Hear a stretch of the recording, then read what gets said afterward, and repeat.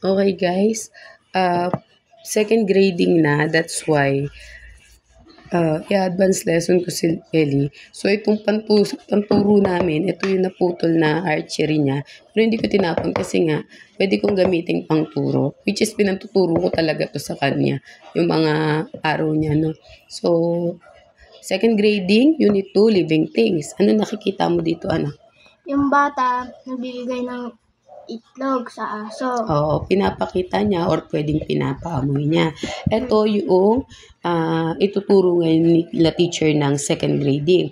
So, depende kung ano yung nakalagay sa lesson plan nila. Hindi ko yun alam, pero ang mahalaga, meron tayong libro at pwede kitang i-advance reading. Ituro man nila to o hindi, wala kang talo dahil meron kang natutuhan. Ituro nila, at least naka-advance reading ka, makakasagot ka, makakataas ka ng kamay. Hindi nila ituro, at least meron kang nalaman.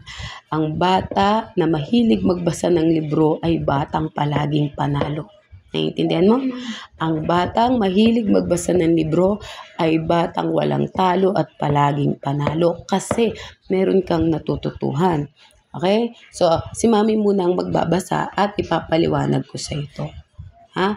Meron tayo ditong tatlong talata o paragraph sa English. 1, 2, 3. Bawat nilalaman, pagkatapos kong basahin, ay ipapaliwanag ko sa iyo. Okay? Ang sabi dito, people, animals, and plants are living things that interact with their environment. Ang mga tao, hayop, at halaman ay mga bagay na merong buhay na nag-i-interact doon sa kanilang environment o sa kanilang kapaligiran. Ang sabi dito, each living thing tell its own story in its own habitat. Ibig sabihin, ang bawat nabubuhay ay may kanya-kanyang istorya sa kanya-kanyang kinabibilangan lugar o doon sa kanilang tinitirahan, habitat. Plants and animals interact dynamically with their surrounding and fellow creature in this world where a rich variety of life exists. Ang sabi, ang halaman, ang mga hayop ay nag-i-interact sa kanilang paligid, sa kanilang tinitirahan, sa mga kapwa nila nabubuhay at may iba't ibang klase ng nabubuhay. Aso, pusa, daga, ipis, insekto, yun yung mga sinasabi dito na rich variety of life exists. Okay? Naintindihan mo ba kahit ganito yung boses ko? Okay. Dito naman sa pangalawa, ang sabi, in this unit, sa unit na to na ituturo ng mga teacher, no? Depende nga kung ano yung kanilang lesson plan, kung paano sila magdi-deliver ng pagtuturo sa inyo, you will look into different roles that human, animals, and plants play in the way the natural environment sustains life. Ibig sabihin, ang tao, ang hayop, ang mga insekto, ang mga halaman ay meron kanya-kanyang role at kung paano tayo nag-interact doon sa paligid natin para lahat tayo ay mabubuhay ng patuloy. Okay? You will discover that all living things have unique biological function that allows them to survive. Meron tayong kanya-kanyang role, may function tayo para tayo ay mabuhay. Okay? Paano mabubuhay ang tao? Para mabuhay ang tao, kailangan niya ng pagkain, kailangan niya ng matitirahan, kailangan niya ng damit, no? Tubig, pagkain. Para magawa yun, kailangan niya kumain ng gulay o ng karne. Para makakain siya nun, kailangan niyang magparami ng gulay at ng karne. Same with the animals. Okay?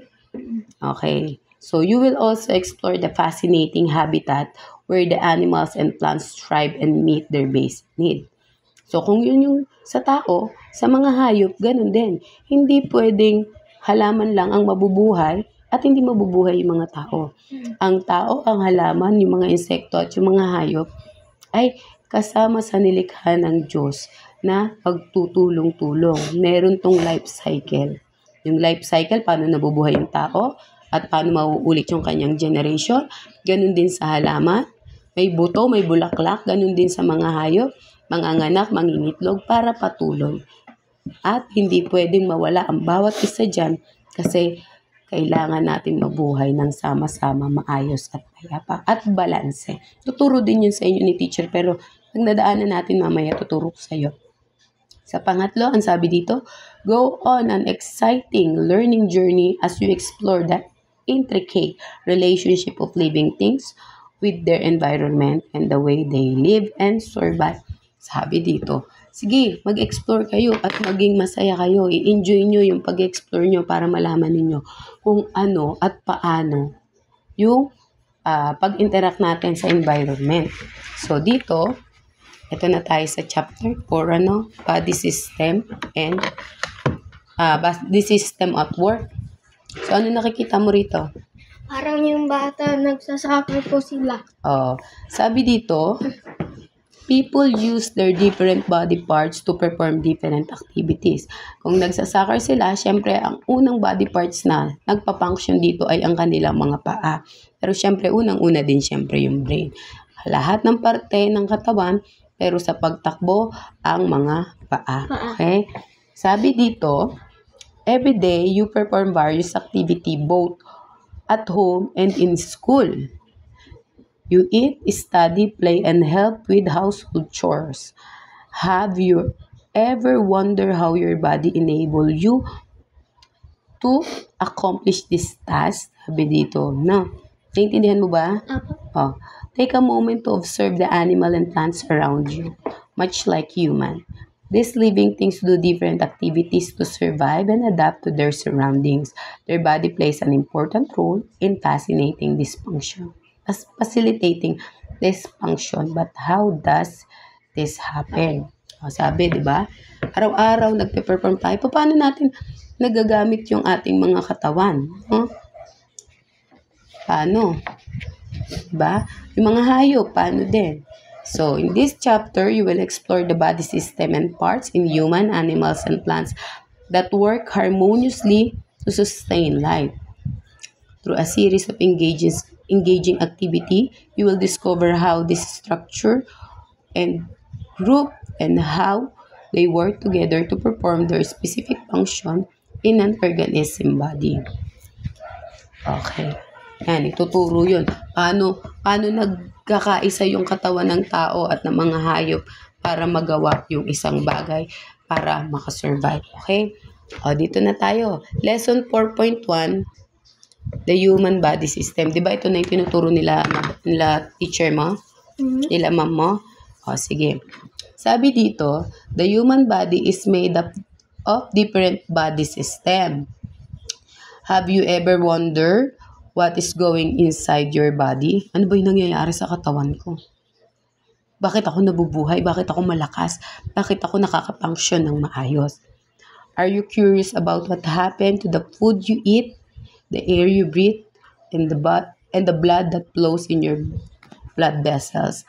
Have you ever thought about what makes your body move and do different physical activity? Ito.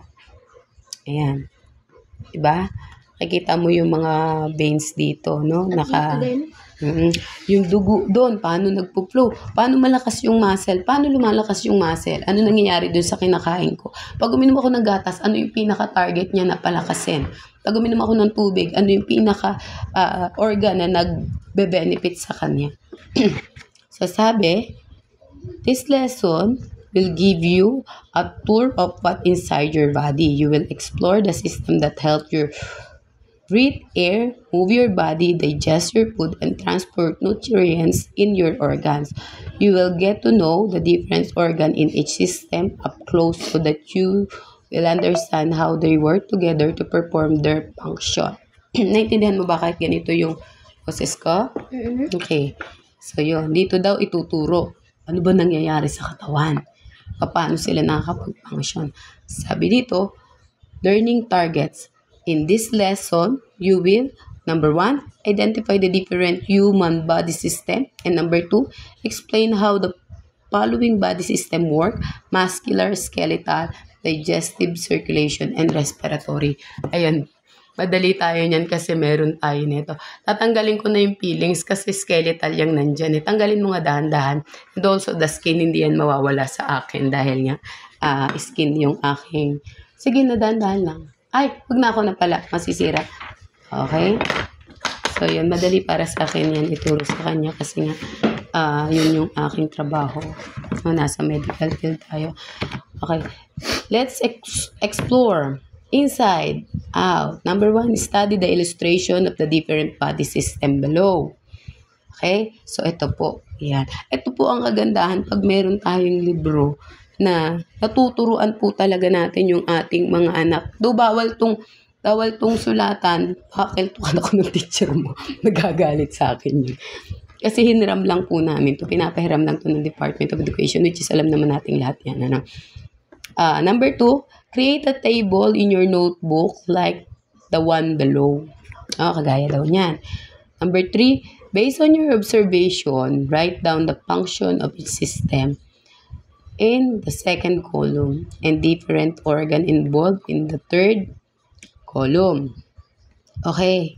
In the fourth column, give an example of situation or activity in which each body system is at work. So, number 1 is, ito po yung, sabi dito, circulatory system. So, ano yung circulatory system? Pag sinabing circulatory system, involved dito yung dugo. Medyo malalim na yung mga sasabihin ko, yung hematocrit, yung hemoglobin, yun yung mga iba pang part ng blood, ano. So, pagka uminom ka ng tubig, syempre yung tubig magbibigay ng lakas sa katawan at ano pa nangyayari? Mahahydrate tayo. So, makakatulong yun para doon sa ating dugo na mag-flow sa loob ng ating katawan. So, human body system, your circulatory, yan yung nagdadala ng mga nutrients. So, sa function niya, ano man ang kainin natin, ano man ang inumin natin, yung nutrients nun ay magdadala ng nutrients sa iba't ibang parte ng katawan. Okay? So, yun siya. Yun yung kanyang function. Yung organ naman na involved sa kanya, meron tayong mga veins, meron tayong mga blood vessels. Dalawa yung klase nun, ha?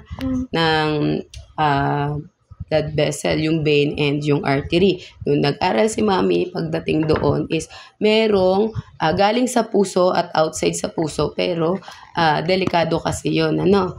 Kailangan yung i-injikan mo yung yung lumabas na sa puso, kasi pag meron kang in-inject at papasok yun sa puso, pwedeng mamatay yung tao. Natatandaan mo yung mga ini-injikan sa mga ganito? Yung ini-injikan doon is yung veins. Kapag nakapag-inject sa artery, dediretso yun sa puso, tegok ang pasyente kasi papasok pa yun sa puso. Kailangan ng ini-injikan is yung lumabas na magdadala na ng nutrients doon sa iba't ibang parte ng katawan. Pati meron din yung tinuro sa science. Ano sabi ni teacher mo? Pwede din meron yung red na dugo o blue na dugo. Kasi yung blue walang oxygen, yung red may oxygen. Baka veins yung sinasabi ni teacher. Veins yun. Pag tinignan mo yan, talagang merong mga ganon. Ano? Ha? Huwag ka malilito. Hindi naman. Tama naman si teacher kasi yung oxygen, kailangan yun ng lahat ng parte ng katawan, lalong-lalo na yung utak. Pero, yung sinasabi na blue and red, ang nakikita ko kagaya dito sa skin, ayan, red yan. Ito, blue. Kasi, iba yung carry neto, iba rin yung carry neto. Yung sinasabi ko sa iyo na kailangan pag i-inject na yung i-deliver na doon sa iba't ibang parte ng katawan. Kasi kapag may gamot at pumasok sa puso, cardiac arrest yun. Mangyayari, mapapahamak yung tao. Kaya ginawa ng Diyos na dalawa yung dugo. Yung daluyan ng dugo ng tao. Isang artery, papunta sa puso, at yung vein, yung labas na galing sa puso. Okay? So, sa situation of activity in which body system is work, yun nga yung kagaya ng sinabi ko sa'yo, lahat ng nutrients ay dadali niya doon sa katawan ng tao. Pag uminom ng gatas, uminom ng gamot, uminom ng, or kumain ng masustansyang pagkain. Okay? So, sa respiratory naman, ang function niya para makahinga tayo. Maka-inhale and exhale tayo, okay? Ang organ is yung lungs, yung baga. Okay? Ayan, Pag inuubo ka, ito yung unang nahihirapan. Pag nasa mid tayo, ito yung unang nahihirapan. Bronchi. Okay? Organs niya, yung lungs, system, yun. Situation. Okay? Muscular system. Ayun yung muscular system po namin. No? Yan. Bakit ko kailangan pag-aralan yun sa aesthetic? Kailangan po yun. Kasi meron pong injection ng intramuscular or IM. No? May mga dapat lang injection site lang. Kaya kailangan namin yung pag-aralan sa aesthetic proper. Muscular system. So, ang function niya para tayo ay makakilos ng maayos. Involved siya when it comes to mobility at yung pagbubuhat, yung pagkilos at paggalaw. Ang organ niya, of course, the muscular system. At yung situation is, kailangan natin ng malakas na muscle para tayo ay mabuhat natin yung ating katawan, makapagbuhat tayo, makapagwalis tayo, makabalanse tayo. So, sa skeletal system, ito naman yung nandoon natakpan po kasi ng feelings. No? Kasi nung bata si Ellie, meron kaming pinagdaanan na talagang kailangan din namin i-regulate yung kanyang emotions because merong ginawa sa kanya na hindi maganda. So, kaya talagang kailangan kong i-discuss din sa kanya yan as psychological first aid provider para makatulong din ako dun sa aking anak. Skeletal system. Ito naman yung pinoprotektahan ng muscular system. Alam mo ba na kaya pinoprotektahan ng muscular system ang buto? Kasi ito yung pinaka-foundation natin. Kapag tinamaan ka ng malakas at wala kang muscle na malakas, bali ang buto mo. So, pag pinalo kita, sample po, ayan. Pinalo ko siya ng malakas na ganito. Ang mangyayari, titigas yung muscle para protektahan yung buto. Okay? So, yan ang function niya. Okay? Mga sinabi ko kanina. Pero meron pang mas magagandang mas magagandang explanation dyan. Pero para sa amin kasi yun na yung pinaka digestive system. Okay? Ito yung esophagus, sa mouth, dadaan sa esophagus, large intestine and small intestine. Dito, pag kumain tayo, kung ano man yung kain mo, dadaan yan sa esophagus, no? O maglalabas ng enzyme para pagdating sa stomach, malulusaw, dediretso dun sa large intestine, no? Dun ipoprocess, lahat ng nutrients na na-process nun ay pupunta sa small intestine. Pagpunta sa small intestine, ay dediretso na doon sa iba't ibang parte ng katawan. Kumain ka ng 100% na apple, ang natitira na lang dyan is nasa 30% because sasalain yun dito sa stomach at doon sa digestive system. Kaya kailangan balanse. Hindi pwedeng puro tubig, puro gatas, puro mansanas lang. Kailangan may gulay, merong karne because ang protein ay kailangan ng ating skeletal at ng ating muscular system. Okay? So, bawat pagkain ay meron ding benepisyo sa bawat parte ng katawan ng tao. So, yun po. So, guide question. Which body system is responsible for body movement and support? Saan dito yun? Ano yung body parts na kailangan natin maging malakas para masuportahan yung kilos natin? Saan dito sa mga to yun? Ano yun? Para maging malakas tayo, makatayo, makakilos. Anong system yan? Turo mo. Ito? Muscular. Very good. Kasi yung muscular kasi may muscle siya. Oo. Very good. Tama si Ellie sa number 1, guys. Number 2, in what situation or activity do you rely on your respiratory system? Ano daw yung situation or activity na kailangan mag-rely tayo para makahinga? Ito. Makahinga. Okay, respiratory. Ang tawag dyan, respiratory para makahinga tayo. Parang inhale. Exhale. Okay. Tama ulit siya sa number 2, guys. Okay. How does the circulation system contribute to overall well-being of the body? Para makasuporta sa lahat ng parte ng katawan, ano daw yung nagdadala ng nutrients? Anong sistema dito yung nagdadala ng nutrients? Experience. Pakinggan mo na maigi yung tanong, ha? Kaya yung iba hindi nakakatama sa mga nanguhula ng sagot. Ngayon, meron na akong libro, matututukan kita. Kailangan intindihin nyo muna ng maigi. Naintindihan? Hindi pwedeng hula-hula. Uulitin ko yung tanong. How does the circulatory system contribute to the overall well-being of the body? Paano nakakatulong yung circulatory system? O, di nakakain ka na, dediretso na siya dun sa circulatory system. Ano ang ginagawa niya? Dinadala niya lahat ng nutrients para sa lahat ng parte ng katawan. O. Kaya siya circulatory. Siya yung delivery man. Okay, siya yung delivery rider. Naintindihan mo? I-deliver niya pagkatapos sa small intestine, i-deliver niya sa paa, sa utak, sa puso, sa baga, lahat ng nutrients. Paano siya nakakatulong? Kasi siya ang delivery man.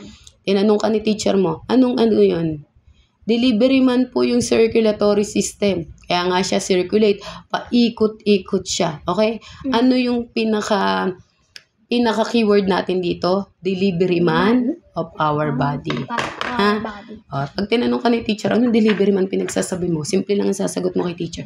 Kasi po teacher, siya po yung nagdadala ng lahat ng nutrients sa ating katawan. Dinideliver niya po. Kaya po siya, tinawag ko po siyang delivery man. Okay lang na mag-imbento ka, maiintindihan ng teacher mo dahil lahat ng teacher ninyo matatalino. Yun ang naobserbahan ko sa kanila. May pagka-stricto sila, pero matatalino sila. At gusto ko sa mga taong matatalino. Number 4, what happened to the food you eat? Ano daw nangyayari doon sa pagkain na kinakain natin? Nalulusaw at nagbibigay ng nutrients doon sa ating katawan. At yung nutrients ay i-deliver ni delivery man. Okay? Yun ang nangyayari. Number 5, why is the skeletal system essential for your body structure and protection? Bakit daw mahalaga yung skeletal system? Kasi ito po yung ating foundation. Kung walang buto, imaginein mo kung wala akong buto. Pasensya na, meron akong paltos. Tignan mo ha, nakocontract ko yung aking kamay. Tignan nyo guys, kaya nyo ba yan? Kung wala akong buto, ano itsura nito? Di para siyang goma. Parang ganito siya. Diba, parang gumaganito.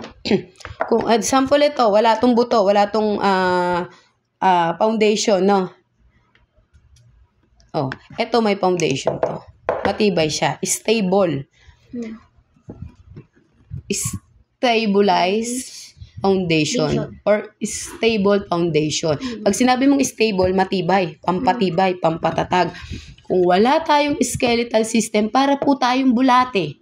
Hindi po tayo makakatayo. Hindi po tayo makakabaluktot ng merong balanse. Kasi kahit meron kang muscle, kahit gaano katigas yan, tignan mo yung mga ahas. Kahit nasabihin mo na meron silang buto, may buto ang ahas, pero bakit sila flexible? Kasi hindi sila kagaya ng buto ng tao na ginawa ng Panginoon. Okay? Ang keyword natin dito ay stable foundation.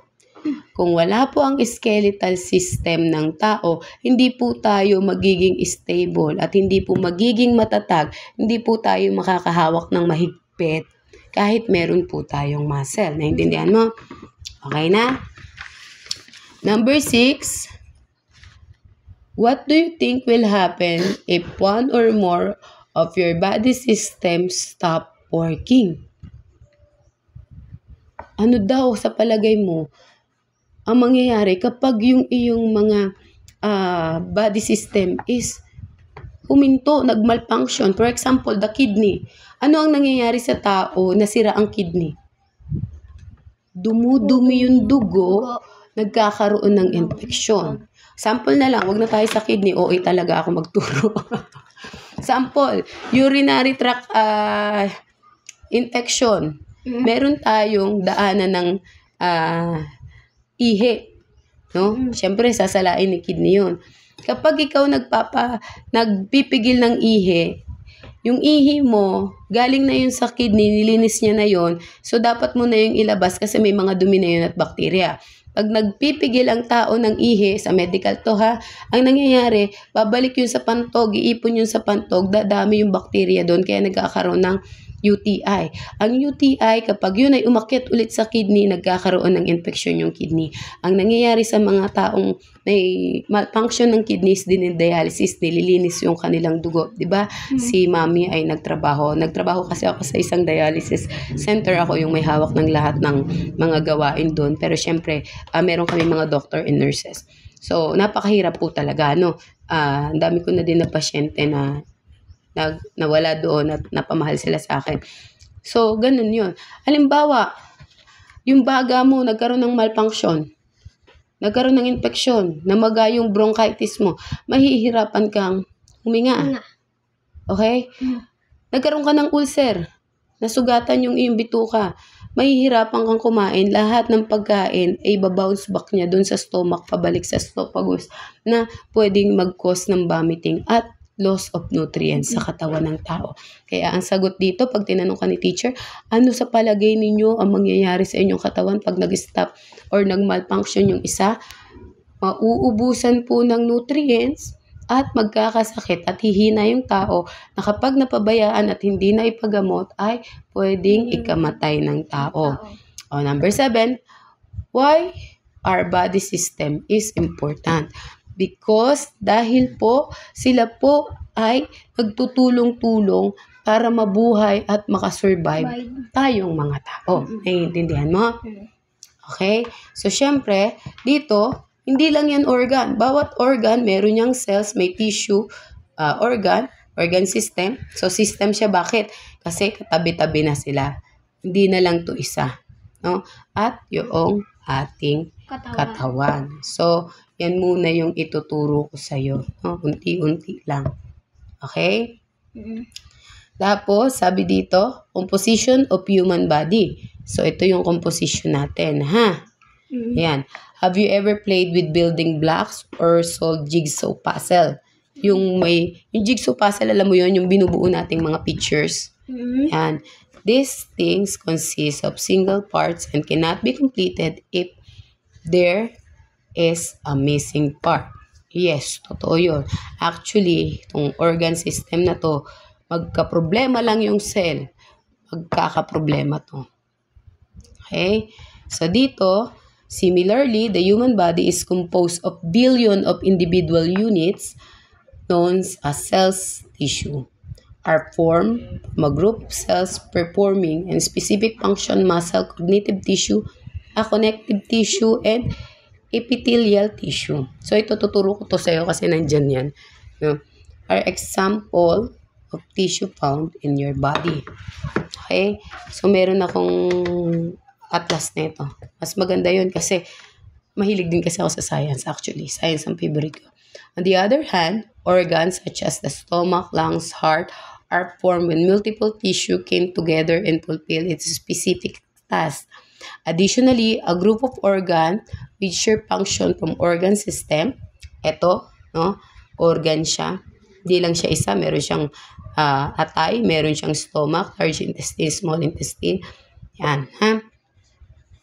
Your body has various organ system. Each is distinct function that contribute to your body overall health and vitality para sa buhay. Ano nga muna natin yun? Patay mo na yung tubig doon. Tignan mo kung puno na kasi nagpupuno po kami. So, stop muna tayo, no? Para at least maturo ko sa kanya hanggang hindi pa kayo sa animals, ha?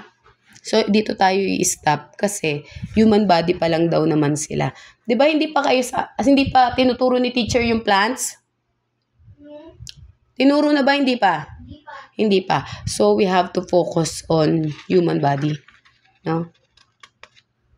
So, dito lang tayo. Ito yung tuturo ko sa kanya because ayun pa yung iba naming mga books. So, ayoko naman kasi nga balahin si teacher kasi nga syempre Sunday ngayon. Pero bukas itatanong ko ano yung subject ng Lunes, Martes, Merkules, Huwebes. So, gabi pa lang makakapag-advance reading na kaming mag-ina.